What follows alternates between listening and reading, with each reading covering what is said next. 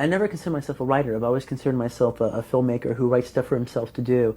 And I'd spent about 6 years trying to get other films off the ground with me as a director. You know, I'd written basically two other scripts before this, and had written them and tried to get them going, raised limited partnership money, and it's never happened. Spent like 4 years on one, nothing to show for it.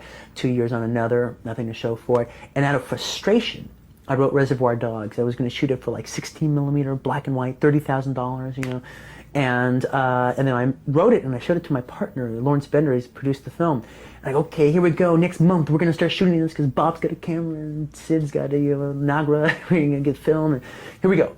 And he goes, well, wait a minute, Quentin, this is pretty good. Why don't we try to get this set up somewhere? No, I've heard that my whole life. Forget it. I've wasted my 20s trying to do that. You know, forget it. You know, next month. He goes, well, give me 2 months with it. All right, you can wait 3 months to make your home movie. Well, okay. In 2 months, you got it going.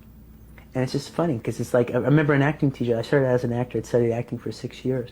And I remember my acting teachers telling me that, you know, things in this business happen quickly just as much as they happen over the long haul. Other people like me, it just happened like that as far as this project was concerned.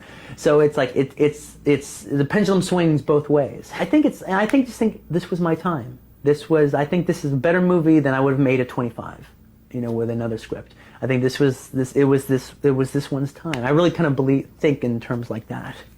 You know, I think it was just I had the bravado that I could make this movie anyway. I couldn't have made it for 30,000. I had 30,000. I could have made it that way. So I didn't have to compromise. I didn't have to take any steps backwards. I had bravado when I walked into people's office. And when they look at the script, well, you know, we don't like this, and can you change the third act, and can you put a lady in it, well, you know, all that stuff. I was like, well, you know, I can't. You know, this is the movie I want to make, and I can make it over here this way, so thank you very much, but no thank you. That kind of thought process, that kind of bravado actually helped the movie get made. When you stop asking permission and start just taking destiny in your own hands, things kind of fall into place like that.